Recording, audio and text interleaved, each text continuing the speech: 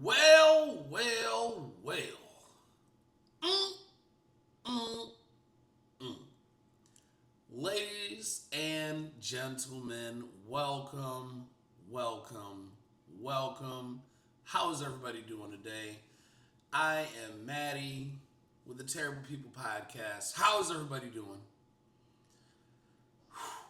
I mean, hey, I gotta look around. I gotta make sure that mythical white man doesn't get me because apparently there are two definitions for black fatigue, right? Two. Apparently, one will go with the home team first. One is black people are tired of all the oppression, the racism, all these. Now, not my words. The microaggressions from the woke people. Uh, they're tired of being told that they have to turn down for what, all sorts of things. And honestly, two things can be true at the same time. Shout out to Anton, right? I do understand what people are talking about, or at least I did. And then 2020 happened, and then I slowly started to open my eyes. And the more people tried linking our version of what is injustice to the previous generation's injustice, that is when I started to be like, okay, let's wait a second. When you have a bunch of blue haired white women out there protesting with you, and some of these people didn't even know why they were protesting, it put a bad taste in my mouth.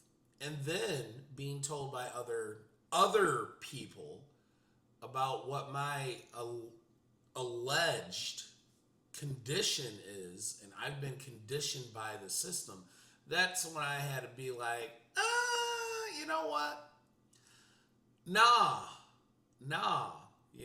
I can't just be your token victim because that's what the new shit is, right? But there's a large group of people, the 92 to 79%. I know, that's crazy. And that's why I keep saying it. 92 to 79%. 92% of black women, 79% of black men. Yes, these motherfuckers vote as a block. There is no other group of people in America that does that except for you Negroes, right? And when things don't go your way, everything is always racism. Meanwhile, most of you niggas got white wives and mixed kids. Facts! Don't blame me, right? Jesus Christ. Well, I can tell this is going to be a spicy one today. Now, the second half of black fatigue is for everyone else. And I'm talking about everyone else. Okay? The second half of black fatigue is people who are just fucking tired of constant, everything has to be about fucking race. Like, bro, this is exactly why I had to leave that shit behind. Like, it is exhausting. I'm like, that. Ain't you niggas tired? They see racism and everything. Hey, man, you ain't gonna believe this shit, bruh. Yeah, man, I got fired. I just got this job 3 weeks ago, man. Oh, really? Yeah, man, bruh. I was late 4 days out every week. And And they told me about that shit, but I told them that my Nissan Altima wasn't working right. I had a bald tire, but you got money for weed. But that's my medicine though, bro. That's my medicine, man. Don't, we listen, but we don't judge, right? And yeah, man, they told me, they put me on a PIP plan, and then, man, yeah, man, they fired me, man. This shit's racism. This is where we are in 2025. Bro. No, nigga, it's a you problem, right? Largely, I'm not saying that, of course, racism does not exist. Only a goddamn fool would say that. But to liken it to 1925, come on, it is not the same. It's not the same to the point to where people are actually challenging police officers to fights. Dig up your goddamn grandparents and see what they would say. That ain't what they got to do. That is not the shit that they got to do. Man, you better shut the fuck up and not look that white man in his eye. You better be looking down like this, looking at your feet. These people are crazy. And ultimately it's disingenuous. And this is why black people, all right, such as myself, yes, I know I passed for many, many things, and that's okay.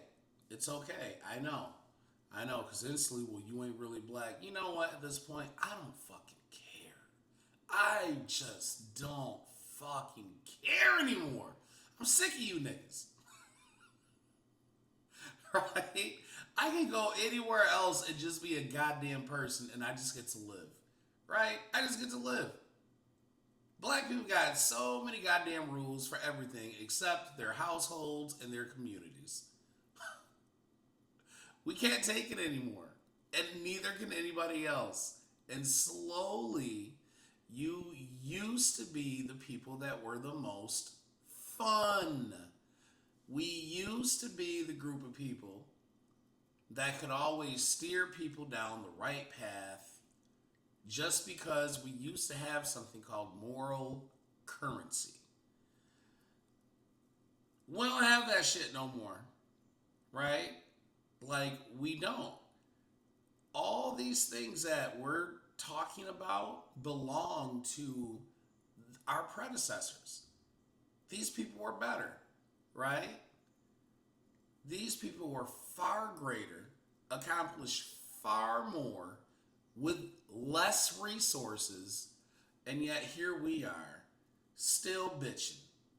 Still bitching. Still got the same goddamn, man, we don't know how we gonna make it. You have nothing legitly holding you back. Nothing against the law, right? No kind of discrimination, and yet somehow we just don't know. We just don't know.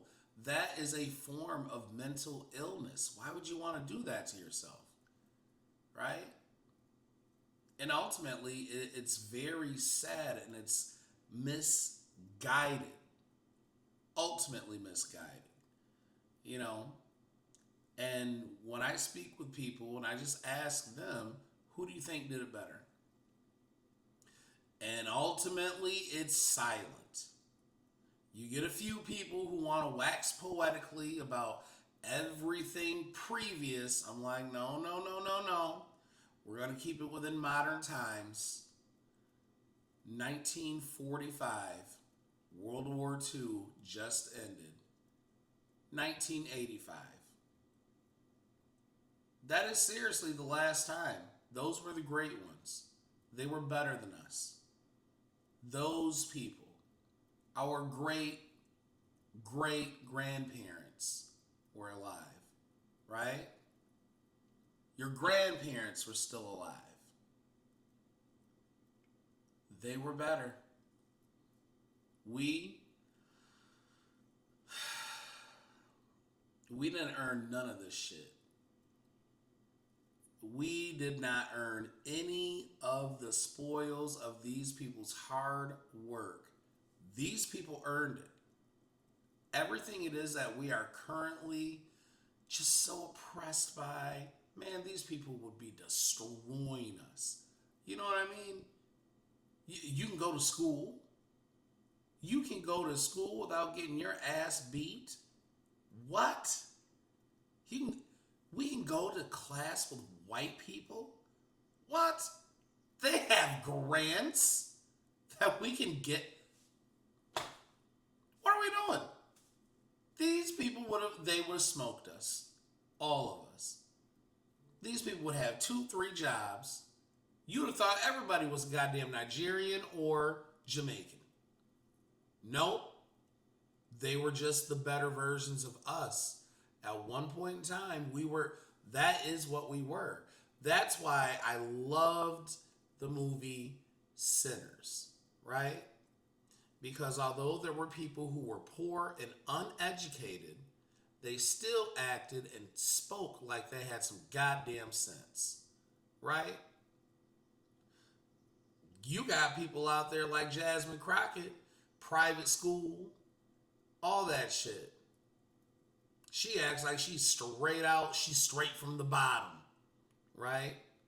That nigga was never at the bottom. Started from the bottom, now we it. Started from the bottom, now my whole thing fucking started from the bottom, now we it. Not at all. But this is what the community gravitates toward. We gravitate towards trash. And then we wonder why. We just can't seem to get it together. Oh my God. Hey, Yogi. That's exactly who you fools are now. No. We did not earn this. We did not earn this. And this is why everybody, and you're going to see it over the next year or so, people are going to start re-separating themselves, not necessarily racially, but if you are in this constant victim mentality, everything is this, everything is that, oh my God, then you are going to get left behind. And maybe you should.